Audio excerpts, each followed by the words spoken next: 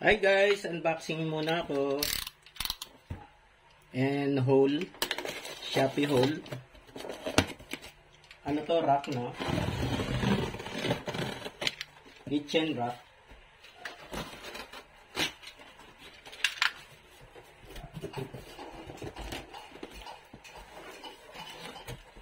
I-assemble ko na rin guys.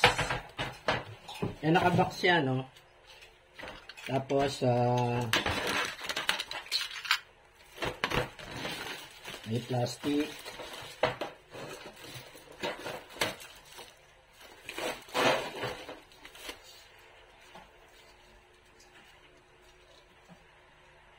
Mukhang aluminum, no? May ano lang siya.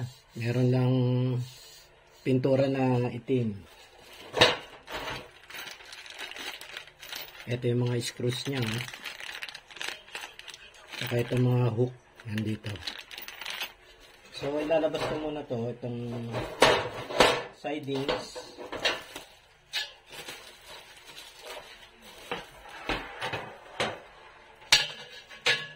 Ito naman yung sa itaas flooring niya.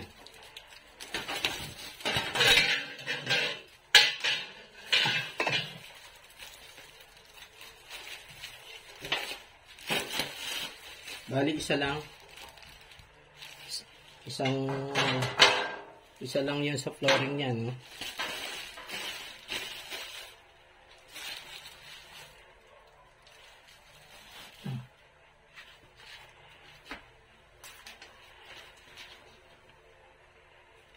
Merong instruction dito. Susundan ko na lang 'to. Okay, assemble ko na muna. Yan, ganyan na itsura niya guys, no? Ayan. May dalawang tornilyo dito. Ayan, no? Tsaka dito. May butas kasi itong, ano, no? Itong stand. Dito rin.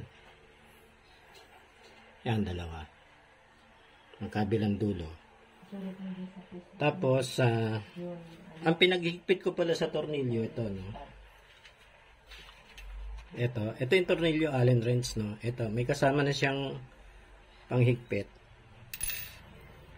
Tapos may rubber footing siya pang ilalim. Susoksok lang ito, sa bandang ilalim niya. Dito.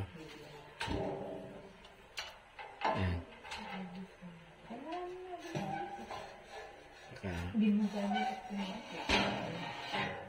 Hindi kita, no? Dito kita. Ito. Dito lang, oh. Sasaksak lang ganun.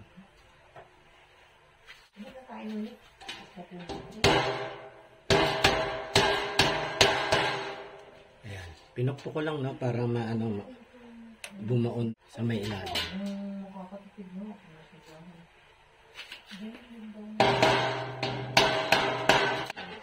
Kabila.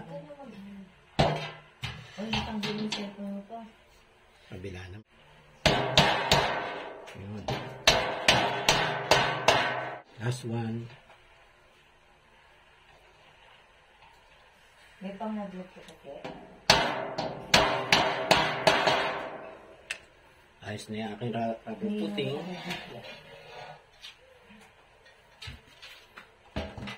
Kailangan ko naman malagay yung brace.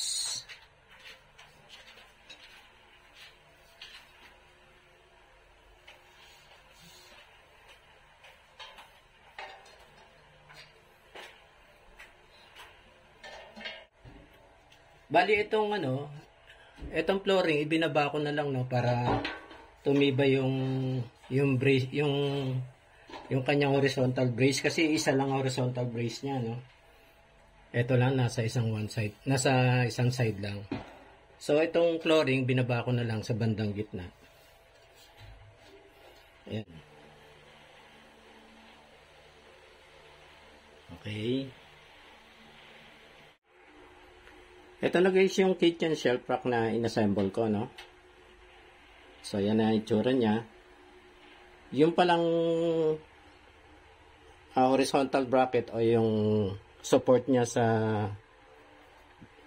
dito sa stand, Isa lang pala talaga nasa loob, no? Para itong dito sa bandang harap, open. So, itong sahig, dati nilagay ko dito sa hole na ito, malapit-lapit, medyo mababa siya, maging stable siya. Kaya lang, kailangan ko pala magkaroon ng clearance dito para dito sa thermos. Binalik ko na tong sa bandang itaas to, itong pinakasahig niya, malapit na dito sa top. Tapos yung kanyang mga hook nandito sa gilid, no, tatlo rito, tatlo din dun sa kabila. Though wala naman masyadong space, no, pero pwede naman siguro yung mga sandok ilagay dyan. Yan, dun din sa kabila. Tapos ang nilagay ko dito sa ibabaw, andito na yung flour, coffee, cornstarch, tapos may sugar. Ito yung natirang breadcrumbs, no? Tapos yung chocolate dito sa may malaking bote or honey. Yan. Tapos dito sa baba, ito naman yung mga processor namin. Tatlo to. Ayan, o. Ito. Tsaka yun. Yung nasa loob. Yung kulay puti. Ito yung lalagyan ng mga tongs para sa pagluluto, brass.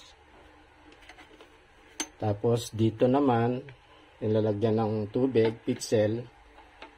Ito. Yung Aqua Plus, doon ko muna nilagay, no? Yan yung lagi namin bit-bit, eh. Pag lumalabas kami, nilalagyan namin ng cold water.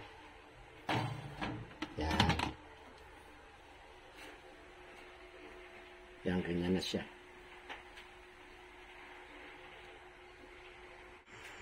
215 pa lang ang ano nito, guys, sa Shopee, no? Kung may Shopee app kayo,